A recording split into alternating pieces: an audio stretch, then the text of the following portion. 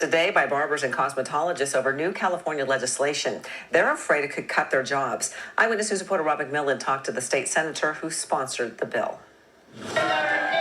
More than 150 barbers, hairstylists, cosmetology teachers, and students protested this afternoon outside the downtown Riverside office of State Senator Richard Roth, furious over State Bill 803 that they say would make massive changes to their industry by cutting out many of the requirements to get a license. My 13-year-old son could go cut hair. I don't trust my son to brush his teeth in the morning. This is really part of a national movement that's going on right now to begin to deregulate a lot of licensed trades. At issue are some of the proposed changes to getting a license. For example, instead of 1,500 hours of training, you'd only need 1,000. And instead of having to complete a hands-on demonstration, you'd only need to take a written test.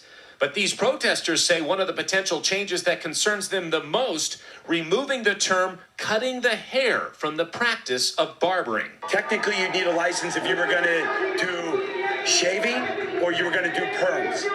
But the act of arranging hair, cutting hair, all that becomes unlicensed. I spoke with Senator Richard Roth by phone, who says the bill proposes to trim the number of hours required to get a license down to something that's more in line with what other states are doing.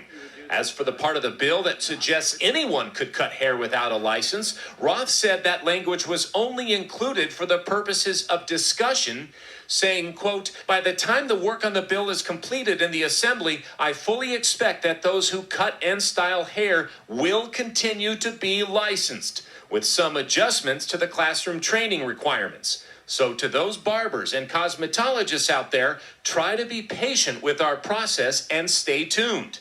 But just the fact that the bill is written like that in the first place is concerning to some. I know it's very easy to say I cut hair, but it's the ones that actually do things the right way to get trained and be properly trained in what you do in the field that you are.